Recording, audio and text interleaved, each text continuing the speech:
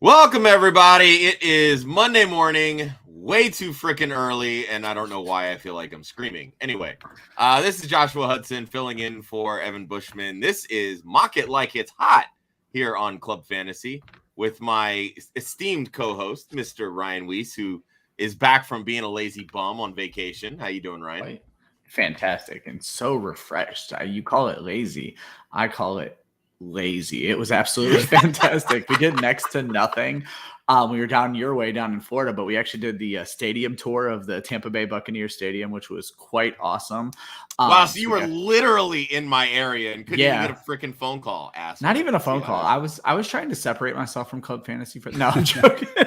but no, we did a whole lot of nothing. Honestly, I think the only real traveling we did was to Tampa. So all in all, a very good week. You guys did great shows without me, other than this show, which we took the week off, but that's okay. So. Sounds good, man. Well, I'm glad you enjoyed your vacation, and I'll take some time to introduce our guest here.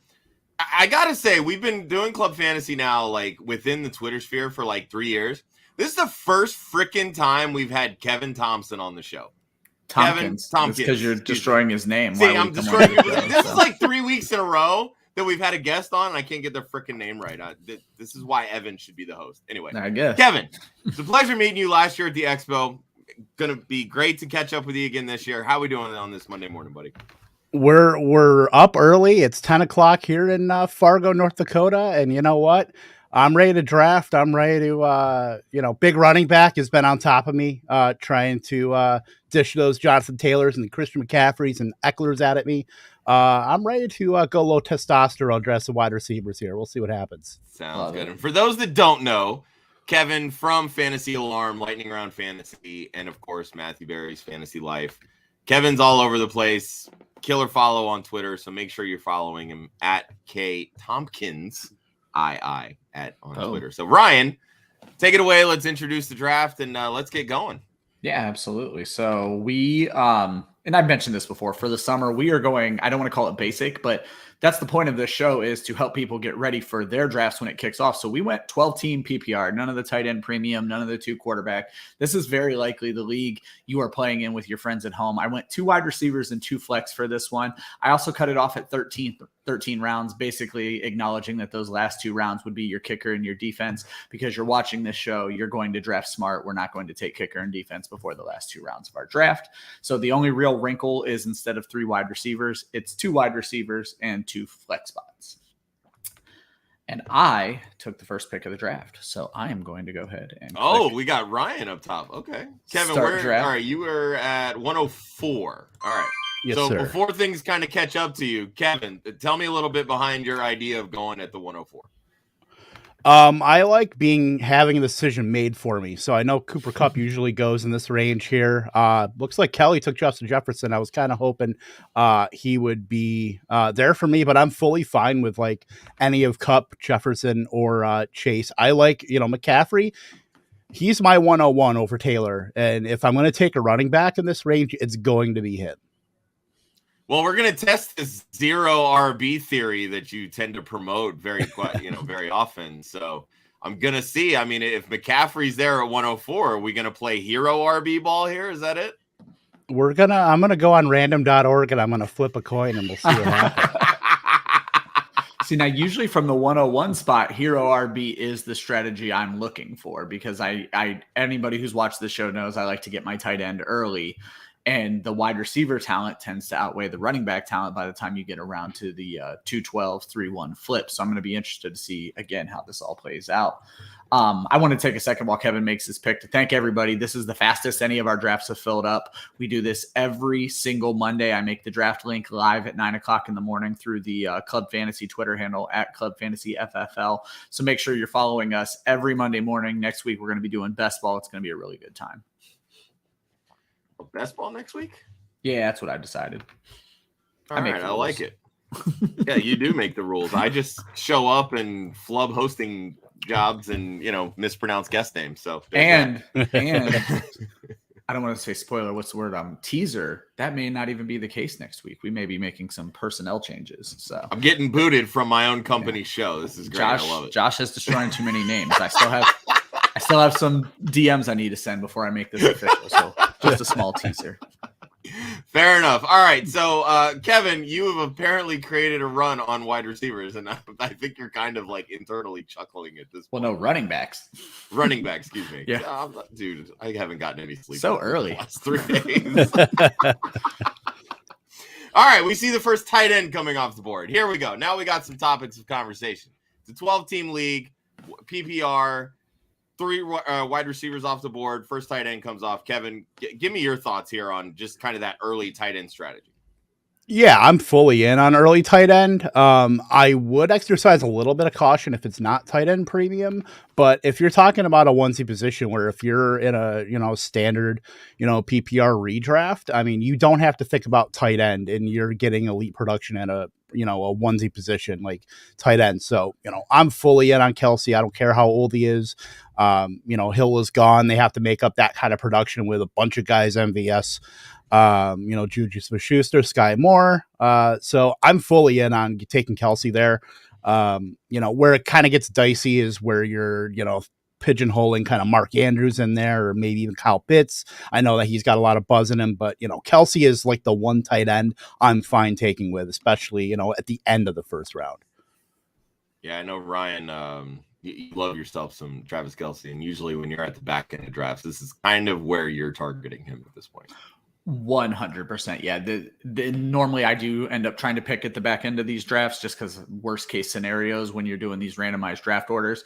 But I knew I'm going to get Kelce if I'm back there, though. I think Joel would have got me this week. So I wanted to see, honestly, who fell to the turn.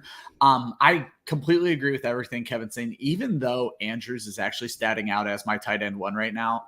And it's that weird thing where I just trust Kelce more and I trust Patrick Mahomes more. So I feel much better if I take Travis Kelce at the back end of the first round.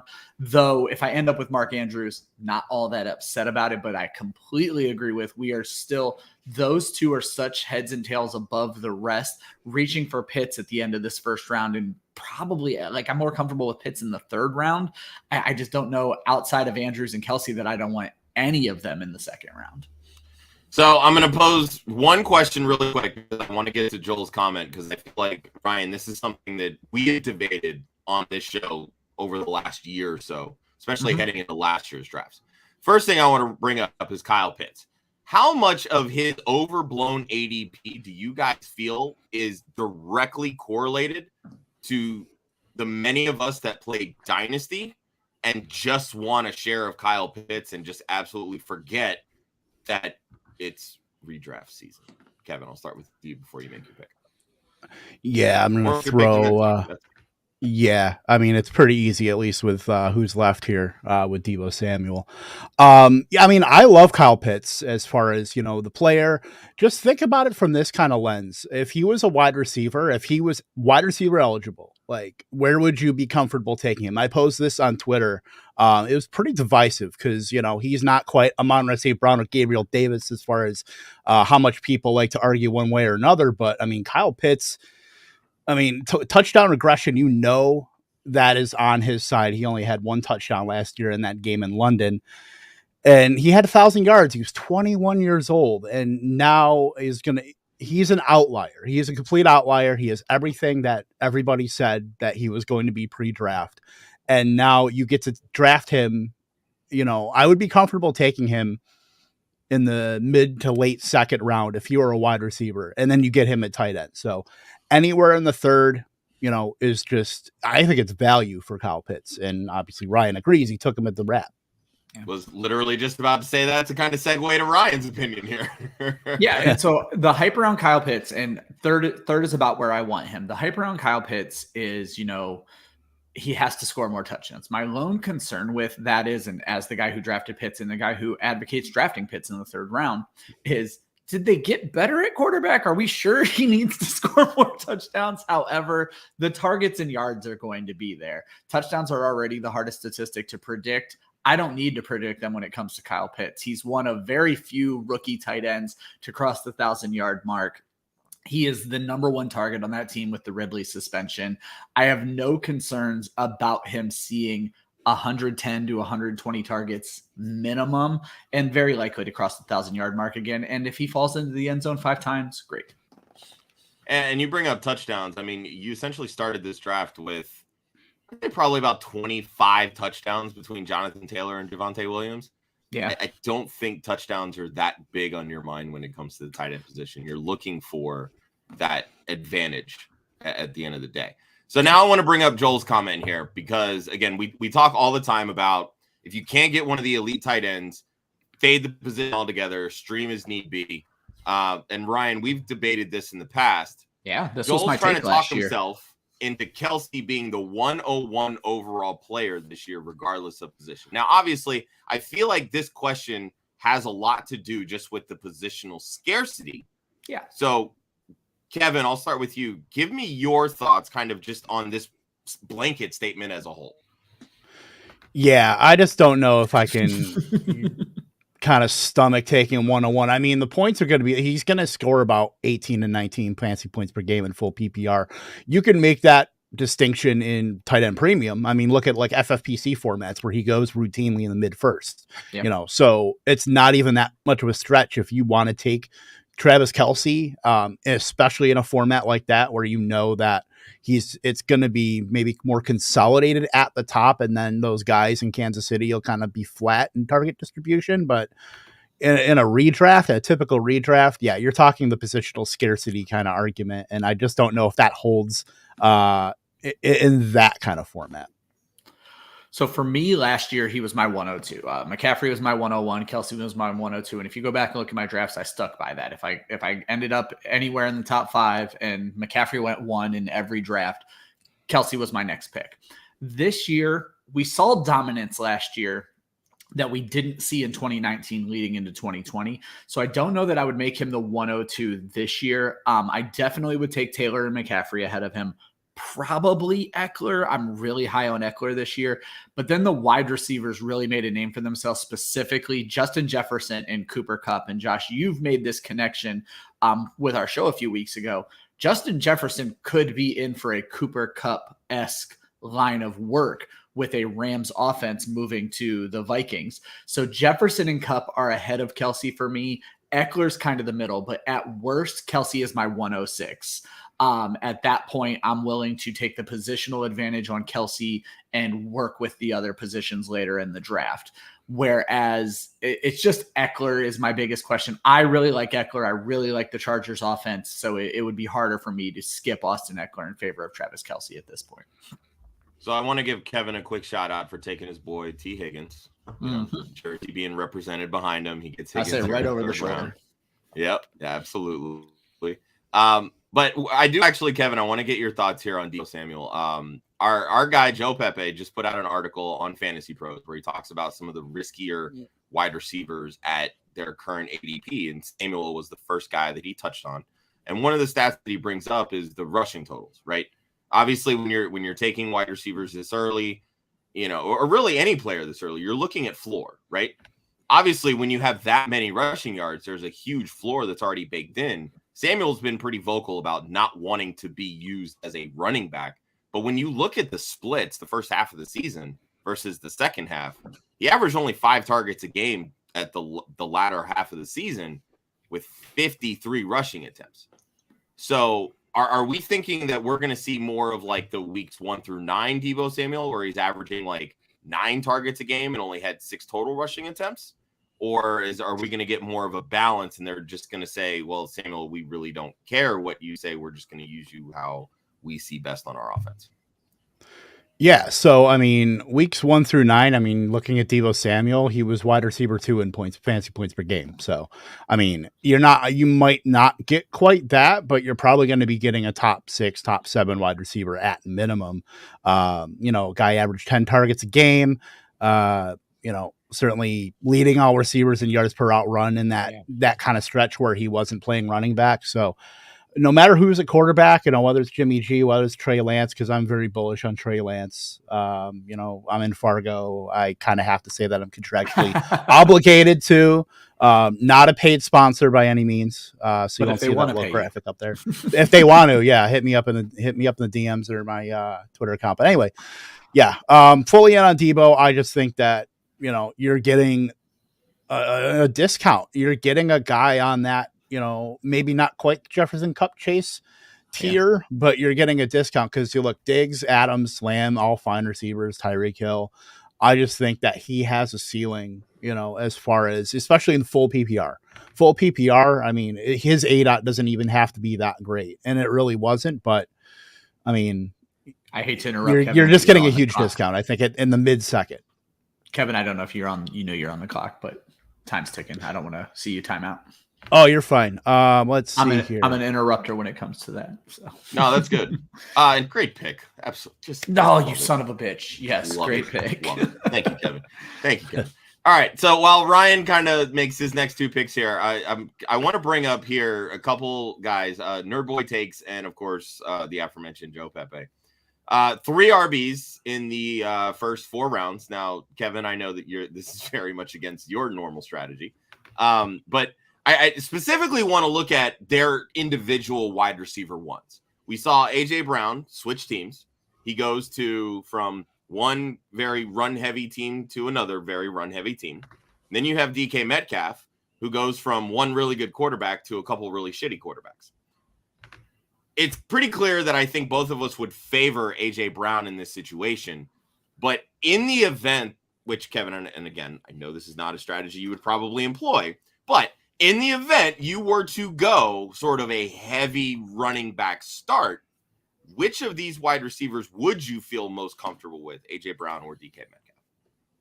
It's AJ Brown, without even a thought. I'm going to make my pick real quick here, and then I will circle right back to that. Yeah, I agree with everything Kevin's about to say before he even says it, just because if you look at the quarterbacks, and I think that's probably the thing we're going to hit on, and I'll let you start talking, but Jalen Hurts versus Drew Lock / Geno Smith, there's no debate for me. So, yeah, that's pretty much the crux. I mean, don't get me wrong, DK Metcalf is as talented as any wide receiver in the NFL. I just don't know whether it's Geno Smith, whether it's Drew Lock, whether it's an incoming Baker Mayfield. I mean, yes, Philadelphia was the lowest pass rate team in the NFL last season, but AJ Brown has gone from one low pass rate team in Tennessee to another, and AJ Brown has always thrived on efficiency when he has been on the field. I know his knock is just being banged up and not being able to stay on the field, but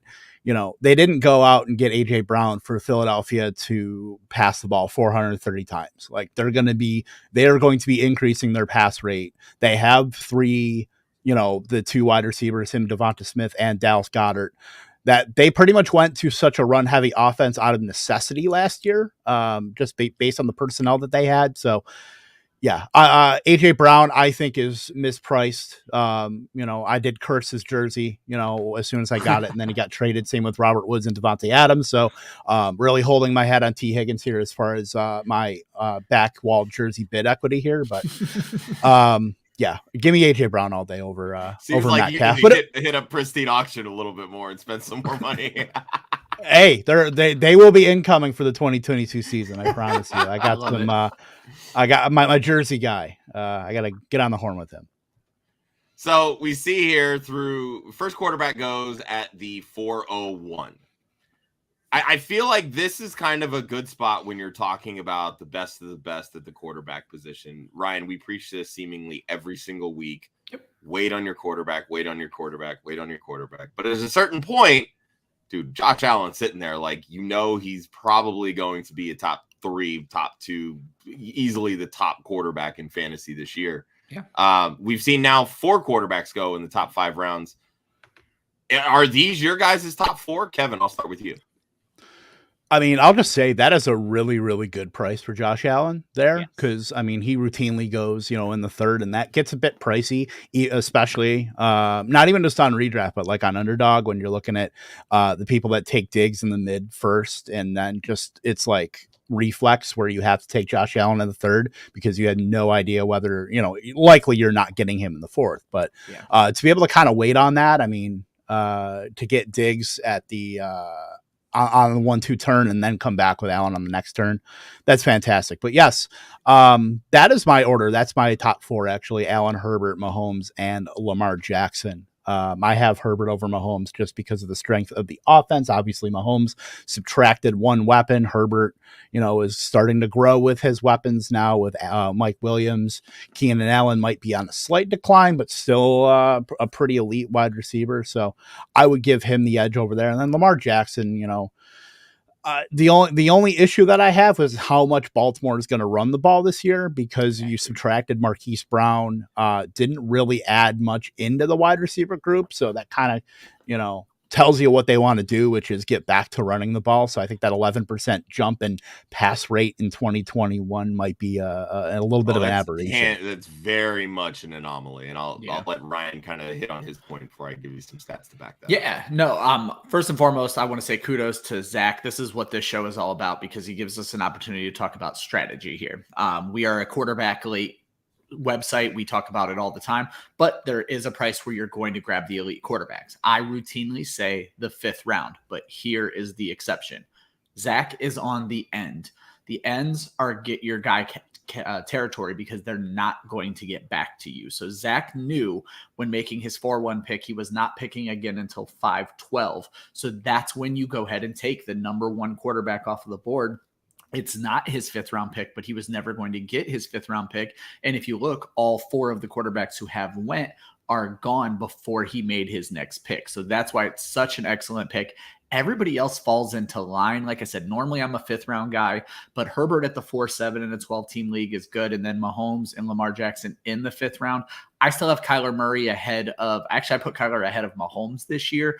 I think we're going to see a bounce-back year for Kyler Murray. Someday I'm going to learn and stop saying these things, but that's not today. So Kyler Murray's my 3, but other than that, everybody is going off the board how I expected them to go. Well, and speaking of Kyler Murray, I spoke it into right here. Yeah, so. Spoke it into existence. Love it. All right, so you guys kind of hit on Lamar Jackson, so I want to bring up his, well, we'll call him the 1B passing option in this offense. Here in the 6th round, the 603, Joel took Rashad Bateman. Great. So, Kevin, I'll start with you. Actually, let me start with Ryan, because, Kevin, your pick's coming up, so I don't want you to feel a little bit rushed on your pick. Well, I was going to give you your opportunity. You wanted to kick Baltimore stats at okay. us. So yeah. Anyway, I just released on Friday article about J.K. Dobbins and really just the rushing offense in general for this Baltimore Ravens team. We know they lost J.K. Dobbins last year. We know they lost Gus Edwards. And even further to the point, they lost Justice Hill as well. So, that's 3 of their top 4 running backs that went down. Lamar had to carry so much of a load when it came to passing. He only played 12 games. They got a lot more Tyler Huntley than they probably anticipated. But just going back and looking at all 9 years of Greg Roman as a offensive coordinator, never once did he rank above 29th in the league in passing attempts. And over half of that time, he was dead last in the league in passing attempts. Last year, he was 9th. What does that tell you? He did that out of necessity. One of he these was things not is not like the other. Yeah, exactly. When it came to rushing attempts, only twice in 9 years did he finish outside of the top 3 in the league in rushing attempts. And you give this guy arguably the best running quarterback in the NFL. He is going to bludgeon defenses with the run. He gets Dobbins back healthy. He gets Gus Edwards back healthy. So it really does. It makes you worry about how much target volume is going to be there, which kind of leads me to the segue with Rashad Bateman now being sort of the 1B in this offense. We see him going here at 603.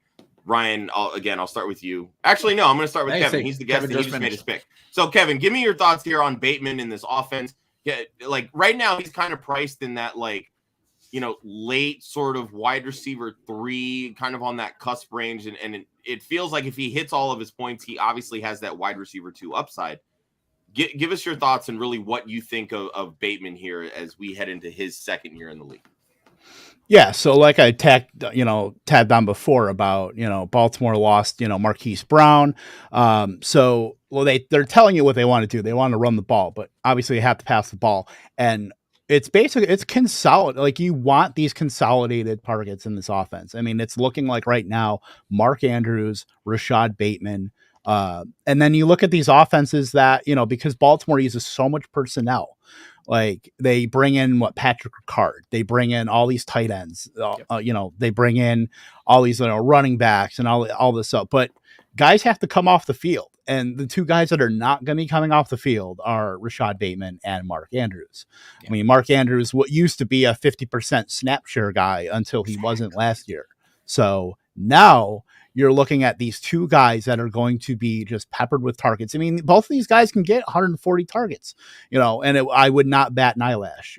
That's fully within the range of outcomes because, like I said, they did not replace the Marquise Brown's 23% target share last year with anybody. You're expecting Devin Duvernay to be a big jump. Wide receivers on the lower end of the depth chart, and this is I can talk about this later with Green Bay because this has been a big point of contention. Guys that are left on the depth chart when a top receiver leaves. It's not a 1-for-1 thing. Usually across all those lower wide receivers, it is a flat target distribution. So I am fully in on a completely consolidated target share. We see it with Minnesota, with Jefferson and Thielen just soaking up every single target in that offense. So am I expecting quite that? Maybe not, because we're going to get that on a lower pass volume. But, 140 targets for both Mark Andrews and Rashad Bateman, not out of the question. We're looking at a first-round guy in Rashad Bateman who, started to come on a little bit. He was getting, 60, 70, 80% route share, kind of dipped in the late end of the season, but I think he's primed for, to make a jump. He's one of those guys when I talk about who can you see jumping up a couple rounds next year in redraft, like in 2023. Rashad Bateman is absolutely one of those guys I could see picking in the 3rd round next year. Absolutely. Ryan, any thoughts? Nah, I mean, that's exactly what it is to me. And the best point I want to reiterate of what Kevin said was there are two guys who are not leaving the field on this team. That's what you look for in fantasy football. Guys who are on the field. Guys who are on the field are going to have more opportunities for touches, more opportunities for touchdowns. That's what you want. So, I mean, plain and simple, look for that. So is there any worry for you guys when it comes to a production standpoint? Because Bateman and Brown are two very different types of wide receivers. Just in terms of overall output. Because, again, we saw Marquise Brown top 1,000 yards, lower catch rate, obviously. I mean, do we really think that Bateman's going to average over 14 yards per reception? Well, what I would add to that, though, is we saw him do all of that on 140 targets. The targets are what matters to me. And with Bateman being a different wide receiver, as long as he can handle contested catches, he's going to get thrown more catchable balls. Whereas we saw Lamar have to do different things with the ball when throwing to Marquise Brown because he's slinging it down the field. And while Lamar has a very strong arm, it's not Patrick Mahomes' arm. So it's a little different than what we saw in Kansas City. And I mean, it led to, and I understand they were drops, but there was the infamous 3-touchdown drop game with Marquise Brown where it's just Lamar had to do different things to get him the ball, and they're not always the most catchable ball. Obviously, he should have caught them. But again, you're just doing different things. With Bateman, it's a Mike Evans-esque thing. He's not quite as big as Evans, but you're just going to throw him the ball and let him come down with it. It's going to come down to his skill more than the QB skill, and that's not a knock on Lamar Jackson. I love Lamar Jackson. It's the targets I want. We've seen Marquise Brown steadily improve. I think it was just over 100 targets last year, or 2 years ago, up to 140 this year. I don't know that Bateman's going to jump up to the 140 because we're going to see the less passing volume. But in less passing volume, we still, though, saw the wide receiver one hit over 100 targets. So, all right, I want to talk a little bit about the Kansas City offense. We've mentioned Kelsey, obviously. Kevin, you brought up that, Mahomes is still your 3. Ryan, I know you mentioned Murray kind of being above Mahomes. Yeah. Mahomes has been quite the topic of conversation in our Club Fantasy Writers chat. Some hot takes have been coming. Not really much of they've made some moves at wide receiver. I don't love most of them. And I see, Juju going here to Austin in the 7th round, who I feel like people are presuming that he will end up being their number 1 wide receiver as a result, just because he's had high production in the past. Kevin, give me your thoughts, kind of where you see this Kansas City offense, and if you had to target one of their wide receivers based on, ADP or just straight talent, which guy would you be looking at? I mean, if you're talking about in a redraft, MVS, I'm a Green Bay fan, and I've been just riding the rails against MVS as far as you never know when to start him. He's one of those, I like him better in best ball guys. And then Sky Moore, it's hard to kind of tell where he will, at least week one, what he's going to end up with. He's going to be one of those wait and see guys, but at his price, I mean, he's way too expensive to kind of be a wait and see guy. Where he's going right. I mean, he hasn't been picked yet, but he'll likely go, end of the 9th, into the 10th. So give me Juju Smith-Schuster, who my thesis on Juju has been, look, Kansas City could have gotten any number of these guys, in the draft. They did trade down with the Patriots and then ended up taking Sky Moore. They could have taken a guy like Jalen Tolbert, a bigger bodied wide receiver who could have played on the outside and kicked Juju Smith-Schuster on the inside. They got basically a slot receiver in Sky Moore. So what that tells me is that, hey, Juju Smith-Schuster has a chance to get back on the outside playing. Which is where he sucks the most. Well, you know what? He doesn't have Antonio Brown across from him, but he has an equally as good receiving threat, in that offense of Travis Kelce. So you know what? Give me at least Juju Smith-Schuster at he went on the 7th round here. Yeah. I mean, I would rather take him at that cost, being able to get balls from Patrick Mahomes, than, dead Ben Roethlisberger at the end of his career. So, if he has any chance of replicating or at least coming close to what he did in Pittsburgh, it's now in this time. Like I said, they could have gotten any kind of, they could have gotten one in free agency. They could have gotten a big body wide receiver, let Juju have that low A dot, just rack up targets, Jarvis Landry kind of role. But I think he can play both inside and outside. So if he's going to play on the outside more, we love that journey for him.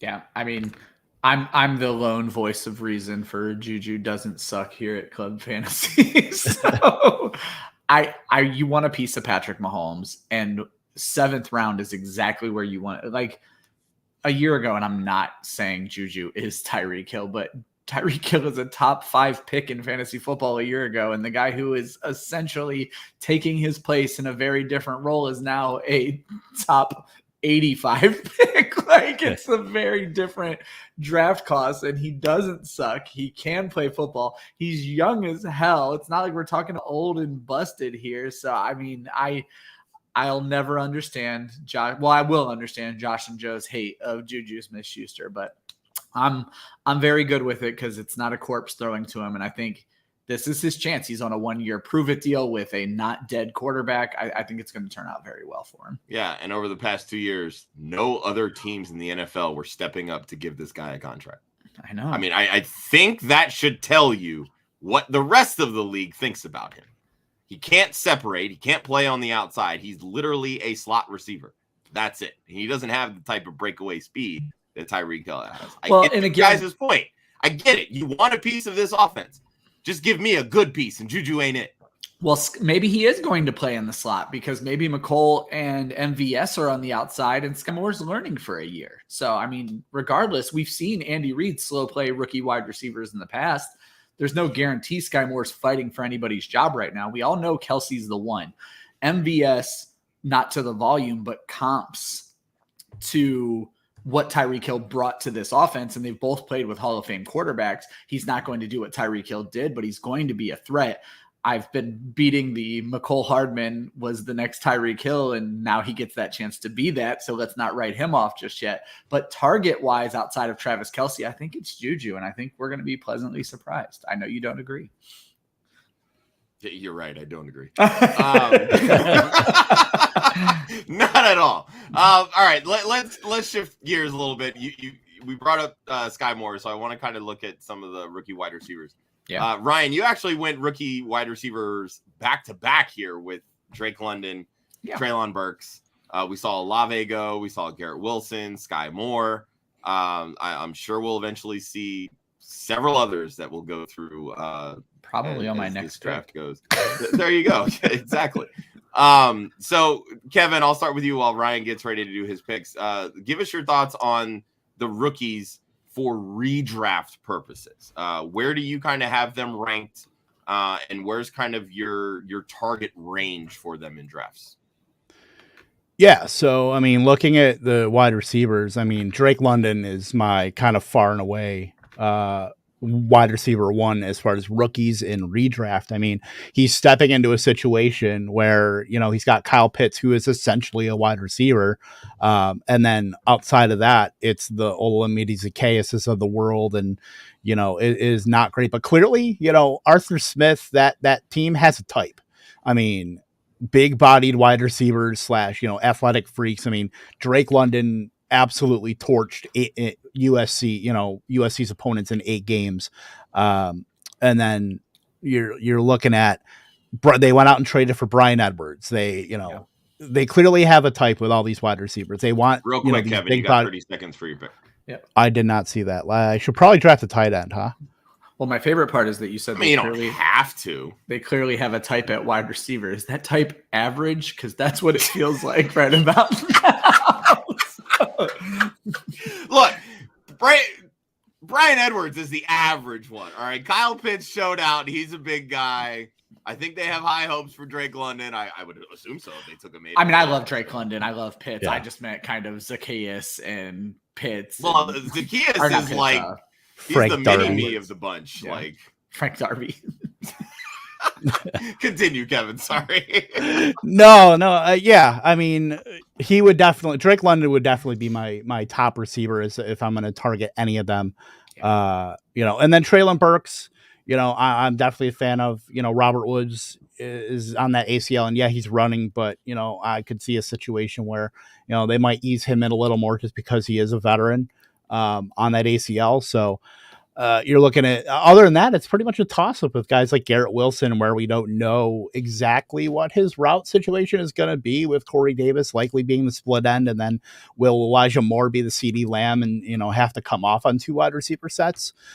We don't know that. Chris Olave, you know, a lot has to do with Michael Thomas. There's a lot of questions about, you know, after London, Burks, and then, you know, it's kind of a tier down, a pretty big tier down to Wilson. So after that, it's pretty much a grab bag and you take the cheapest guy. But, you know, London and Burks kind of stand over everybody else as far as guys that I would be comfortable with week 1 throwing into a lineup, you know, because the other guys are wait and see. And if you're looking at that, you know, those kind of plays, I want to make them later in the draft versus having to take them in the 7th, 8th, 9th. That's it for word. It's the kind of internal debate I've been having, and I've been having it publicly on Twitter, is Wilson is my rookie wide receiver 1. I don't love the landing spot. I want to see more out of Zach Wilson. So Wilson is my rookie wide receiver 1 in Dynasty. But for redraft, I want immediate gratification, immediate targets, and Burks, assuming he's healthy, and then Drake London are probably 100 target guys right off the rip, maybe 10 target guys in week 1. And you want to know what you have early on with wide receivers, especially rookie wide receivers, because you don't want to drop them before they blow up. We see it happen, you know, week 7, week 8, but you've already cut them or traded them as just a throw-in piece in a trade. Whereas with these 2 guys, I really feel like I'm going to know what I have after 2 weeks into the season. Honestly, the way the rest of the draft went, and I'm going to bring this up later on at the end of the show, the way the rest of the draft went, I actually didn't love how those picks turned out. I thought I was going to have to be my own oops of the draft, but a good friend of mine bailed me out because there is a certain oops of the draft that's just lined up. I don't know. My oops of the draft happened about the 9th round, which we're about to talk about here. So, well, I was going to say, if you don't want to talk about it now, it will have a heavy conversation. Every show we have to bring this up. It's in our contract. Well, as I said, she bailed me out. I thought I was going to have to throw myself under the bus, but I get to go after her. And I really want to bring this up, Kevin, because you do a weekly show with probably arguably one of the smartest people in the world of fantasy when it comes to the tight end position. And I've gotten into arguments with Coop when it comes to one Cole Kmet. So, Kevin, I want to get your thoughts on Kmet before you probably never make another show with us because you're going to like vouch for him, because that's just not what we do here at Club Fantasy. So, yeah, look, I as far as top 2 on their offense, like Cole Kmet has that pretty much locked in now, you know, next to Mooney. You know, he was running pretty much 80% of the routes last season on that Chicago Bears ghost ship when the previous regime was just, you know, doing weird stuff with Justin Fields. Thank you, Joe, for auto drafting and taking Cameron Brate so I can take Hunter Henry. Yeah, that's you love to see it. But yeah, Cole Kmet, I mean, when you're talking about the kind of upside that he has where he's going around tight ends, such as like Robert Tonyan and Herb Smith, how many times are we going to bang that drum on Herb Smith before, he came in the league as a 21-year-old. He's like 39 and we're still hoping for that dude's upside. Stop. But no. Pretty sure he's younger than Cole Kmet, actually. Yeah, probably. But yeah, I'm fully in on Cole Kmet, just from a value standpoint where you're looking to take these tight ends. If the Andrew Cooper method, which I employed in this draft, take a high upside guy and then you take the floor guy. That's the Andrew Cooper influence, the ACI, if you will, showing up in this draft. But yeah, Cole Kmet is a perfect guy if you're looking for upside. And he's at a cheap price point where why wouldn't you take a guy like that? Don't be scared off about the offense because the dude's going to get all the looks that he wants. Why couldn't Cole Kmet get an 18 to 19 to 20% target share in this offense? Like, why couldn't he? I mean, he could. It's still going to only be like 75 targets. That's still a top. Your point. He's still beating his ADP if he's a top 12 guy. Because if he's getting, it doesn't take much in 17 games to get 75 targets. So I think if he's getting 5, that's 17, 34, 51. 85 targets a game. So that's 5 a game. Yeah. Give me 5 targets a game. If he gets 85 targets and gets 60 for, 750 and 5 touchdowns, he's already a top 12 tight end. So he's already you lost me at 5 touchdowns. Well, the Chicago Bears are going to score about 8 touchdowns this year. So what I'm hearing is another goose egg for Cole Kmet on the touchdown scale, right? So here's my issue. If you buy into last year's tight end scoring and maybe you're thinking they're going to take a step down, Kmet would have needed to score 7 touchdowns last year to be a top 10 tight end. Clearly he didn't. But my larger concern is there are folks out there who are pitching that he is now a 100 target tight end because they have nobody. And Justin Fields throws to the tight end. Well, here's the thing. His targets didn't change a ton last year between Fields and Dalton. They had nobody last year, but now you have a new regime coming in that hasn't targeted the tight end position, the entire group, more than 100 times in the last 2 seasons in Green Bay. No single tight end has crossed 60 targets. So if you tell me 85 targets, believe it or not, Kevin, that's reasonable. I don't know how we're just now making that connection. And I'm good with it. Only took 42 and a half minutes, but sure. But that's not what the hype is. And thankfully, ADP hasn't caught up to the hype. And I know Kelly is just trolling because she's a member of the show and she knows what's going on. Cole Kmet is not a 9th round pick at all. So my argument is harder to stand on when Cole Kmet's going in the 13th, 14th, 15th round. If you're taking him there and you believe he's a 90 to 100 target guy again, who maybe finds the end zone 5 times, I'm not going to beat you up about it other than this show's complete hatred of Cole Kmet. If you're considering him as a mid-round target because your favorite analyst is telling you he's a top 10 tight end this year, I can't get on board with that. I don't think he's a top 10 tight end this year. I've stated publicly, I've made bets publicly that I don't think he hits 80 targets because of this offense. You need 10 touchdowns, and he hasn't shown me that yet. Is it impossible? Absolutely not. Though we've all joked the Bears aren't scoring 10 touchdowns this year. I like Justin Fields, but I like what he can do with his legs, and I don't think it translates to a successful Cole Kmet season. And that's kind of where I'm at. I mean, he was 0 in the red zone when targeted. Like, that's when you need him to catch the football. It's one thing when you can catch him between the 20s. Great, cool, awesome. So you're Kyle Pitts without the yards per reception. Yeah. And that's what you need at the tight end position. It's great when you have, 90 targets, 60 catches, whatever it is. But he averaged, not even 8 yards per reception last year? That's not going to get the job done. And Joel pointed out his yards per target were very bad as well. So, I mean, it's going to be a different offense.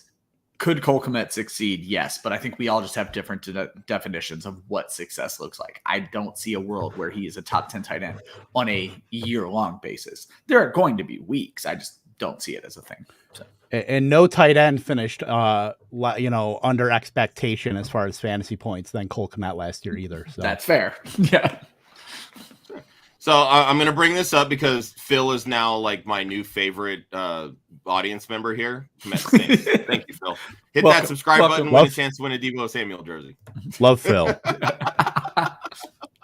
And our boy Big Travie defending him. I can't go at Travie, but he did bring up an interesting point that you don't have the target share hog that you have. I think we are. Damn it, Ryan! I'm the host. Let me do it.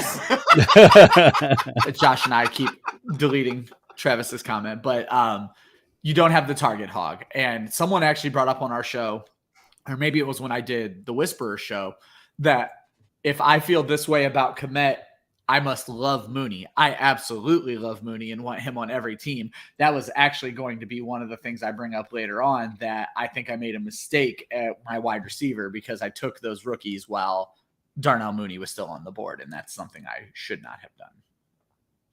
Actually, no, the rookies, Mooney went right before the rookies for you. Oh, I'm looking at it wrong. Okay, gotcha. Okay, sorry. Well, then, see, I would have yelled at myself for literally no reason. So. but again, you're looking at a huge difference between, value at wide receiver in, the mid to, basically the mid rounds. Like that's what we want from wide receivers at that point. Like tight ends, I get it. Like, sure, you want the targets. But at the end of the day, touchdowns are what make you stream that position. Because a guy scores a touchdown, he's the top 12 in a week. Like, it's very rare that's not the case. So if you're not scoring touchdowns, it really doesn't freaking matter. And we saw numerous times last year, usually from Cole Kmet's backups, that one catch for one touchdown was enough to make you a top 12 tight end. Yes, please draft Jesper Horsted as your fifth. Yes, thank you. Voice of reason. Awesome. All right, boys, ladies and gentlemen, that concludes this week's mock draft. So, Kevin, I'm going to kick it over to you. Let's talk about your fuck them running back strategy. Going with the hero strategy here with McCaffrey. It really, I was about to say, I only saw 3 running backs. I'm like, damn, what are we doing? Some weird best ball tournament here? All right, walk us through it. Thought process, Burrow going maybe a little earlier than some people typically think. Let's get your thoughts here. Yeah, McCaffrey, I mean, nobody has his kind of upside as far as fantasy points per game. The only thing that has to, it's the whole injury thing, but every running back gets hurt anyway, so why not just take the guy that's going to be scoring at least 23 fantasy points per game in full PPR? So McCaffrey is just such an easy pick there. And then win the flex. I mean, there's 2 wide receivers, 2 flex spots, so I'm beating everybody to the flex. Where with Deebo, Higgins, Sutton, Marquise Brown, I have an edge over everybody else. With that 4 wide receivers, Burrow, yes, I took a little bit early, but I want to make sure that I didn't get locked out of an elite quarterback and at least someone I can stack with T. Higgins, who outproduced Jamar Chase in weeks 11 through 18. And is, I mean, if you don't want to take a wide receiver in the first round, Jamar Chase, get T. Higgins, who can be that first round wide receiver at a 3rd round price, or, usually he's going in the end of the second. So even to get him at 3-4 is, I think, a bargain in that. Gabriel Davis, very polarizing, but I'm buying in on the Buffalo offense being, just taking a huge step up this season. So, and then you're going further, Kadarius Toney, my other wide receiver here. I just wanted to buy in on the talent as well, because when he was on the field, I know that dude might be a big character risk, but I'm very happy getting, the talent in a Brian Daboll offense as my wide receiver 6. And then running back 2 production, I just wanted to kind of piece it together because I feel like that's the least important position in fantasy, where as long as you have at least a solid wide receiver 1, if I lose McCaffrey, I've probably lost. That's fine. I'm okay with that. But give me Devin Singletary, Ronald Jones, and Tyler Algier. I'll be happy to either kind of rotate those guys out, or end up getting maybe 10, 11, 12 fantasy points per game out of some combination of those 3, and I'll be very happy because of the firepower I have elsewhere. And then tight end, I didn't get an elite guy, so piece it together with a floor guy in Hunter Henry and an upside guy in Bordeaux. Great. Yeah. Only thing I would do differently was taking them in the other order just because I trust Henry more, but I completely agree. And one point you kind of hit on is if you're right about Gabe Davis and Kadarius Toney, that's an opportunity to trade for a running back later in the season as well, because you're straight up stacked at wide receiver at the top end. And so you can use those guys later on. Yep, absolutely. So yeah, as just looking at that kind of roster, it's very fragile, as far as the running backs. I mean, I think it's really anti-fragile, because what if something happens? That's the whole premise of zero RB, is that you want to look at these guys who are in ambiguous backfields, like the James Connors.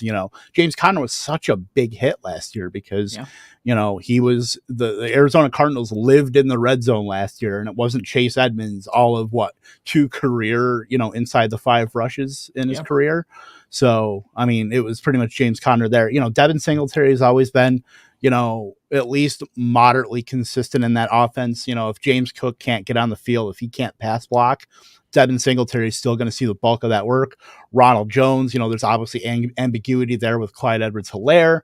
And Tyler Algier, whether it's, Damian Williams or Cordell Patterson playing more running back, we'll see. But as far as a guy that can catch passes out of the backfield and, have the chance for green zone touches, Algier is somebody who can be maybe a late season kind of hammer.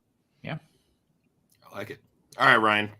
We doing your oops of the draft, or did we already kind of touch on that? Well, I have one more I want to throw out, but I would quickly talk about my team because I kind of did the opposite of what Kevin did. So I went running back heavy and landed my 3 favorite running backs in football right now. Hopefully, Breece Hall. I landed Jonathan Taylor, the next Jonathan Taylor, and the next Jonathan Taylor. So it worked out great for me. Obviously, I would rather have had Kelsey and Andrews than Pitts, but the draft fell the way the draft fell. I cannot hate my wide receivers more than I hate them. Amari Cooper, Drake London, Treylon Burks, Jameson Williams, Kenny Galladay. Galladay's sort of this weird dart throw. I just talked about him in my Football Guys article that dropped today.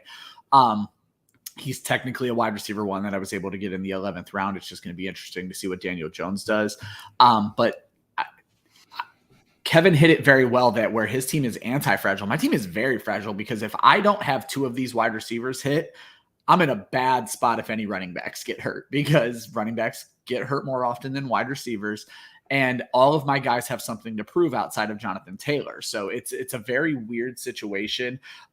Getting Dameon Pierce that late, I originally was not on Dameon Pierce because I thought his ADP was going to be way too high, but clearly it's not. He's barely a top 150 pick at this point. I think he ends up the starter in Houston, so that really kind of helped me out there. Everybody drafted so well. I'm going to caution against 2 tight ends in the single-digit rounds. Even, I'm going to bring it over to this guy's team, MJ here. Even TJ Hawkinson, George Kittle, I don't love it, because if you look at what you're going to have to do with your flex spot, because you have Chris Godwin, who's not playing for 6 to 8 weeks. So you have your 2 wide receivers. You have Hunter Harris as your second one running back. That's not terrible, but you probably don't want the other one in your flex. And now you're flexing Christian Kirk and Michael Gallup, because are you really going to flex TJ Hawkinson? These tight ends are barely playable on their own, let alone flex spots. They're great for the tight end spot, but you don't want to do that when you could be starting another wide receiver. And we saw Dawson Knox go in the 10th when the guy already had Dalton Schultz. But the biggest one I want to talk about as my oops of the draft is for the 11 other managers. And I can't find him on here. Here it is. Our guy, Jacoby Myers in the 11th round of a full PPR draft.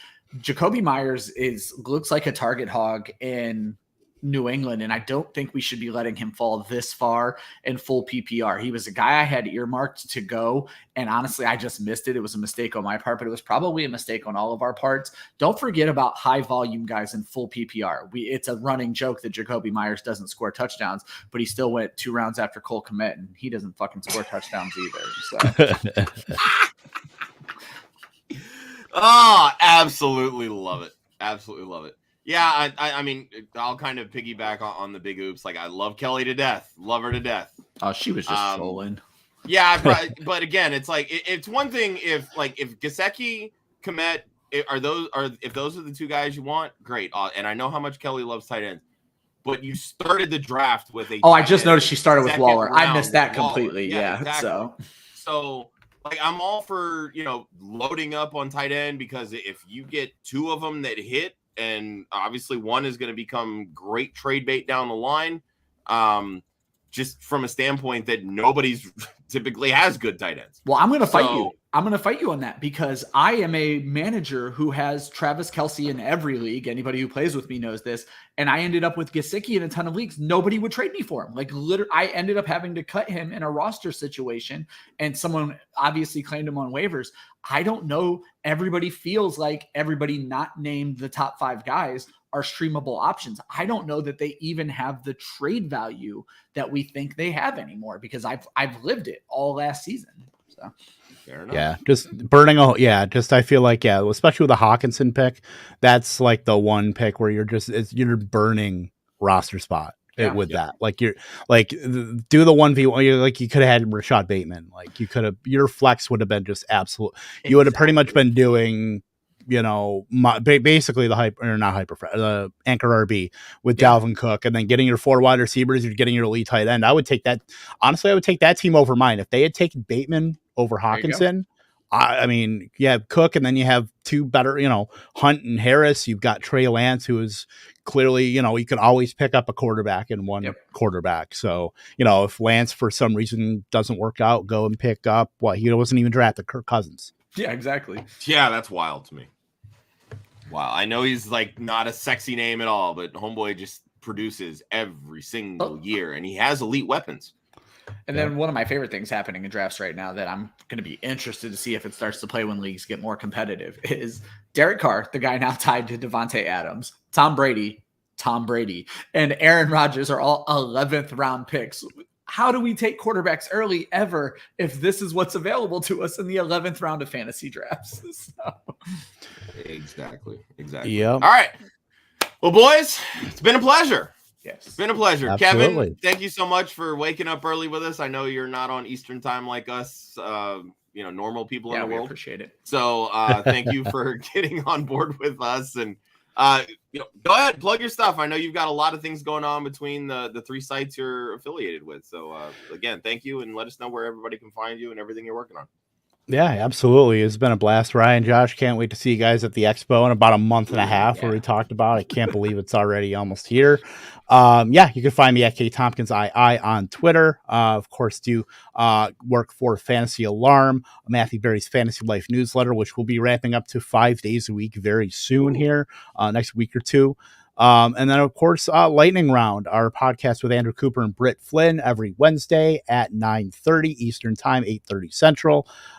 This week, going to have Pat Fitzmaurice from Fantasy Pros on, talk about some quarterbacks. So we will talk about how Carr and Rodgers and Brady are going that late. We'll definitely hit on that. And as well, we are doing, through Lightning Round, a Lightning Round Best Ball Championship. It is a $20, $10 goes to charity, and then $10 into the prize pool. It's best ball, hosted on Sleeper. So go to my pinned tweet, like I said, at KTompkinsII. You can sign up there. Let's do some good. Let's play some best ball. It's going to be a bunch of divisions. We've already got over, 120 people in it. So let's do some best ball. Let's do some charity. Always in the league for, doing good in the community. That's what's so great about the fantasy football community, whether it's Scott Fishbowl or, everybody else has, their ventures. That's what we're all about, is just giving back. Yeah. So, find my pinned tweet and hope to see you sign up. Love it. Ryan, any sign offs?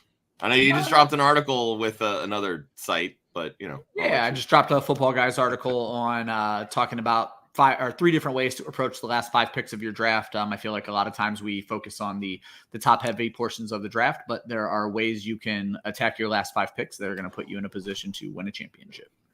All right.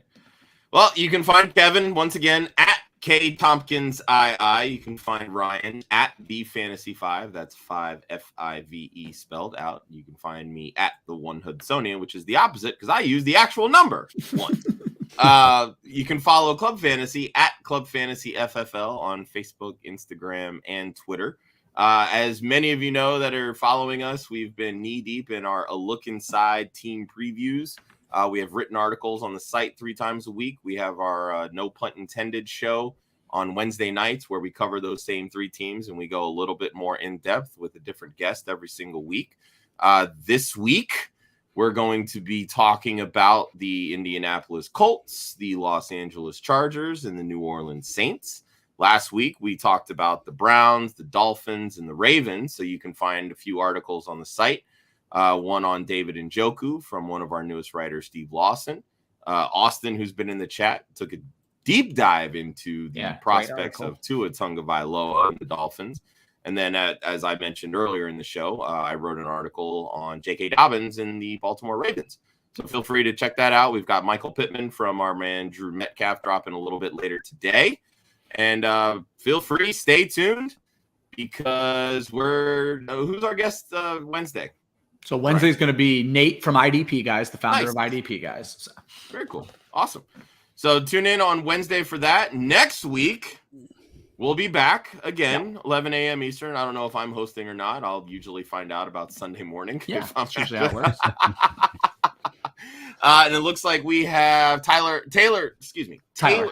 God damn it. See, Tyler Hernandez from Dynasty Nerds will be joining us.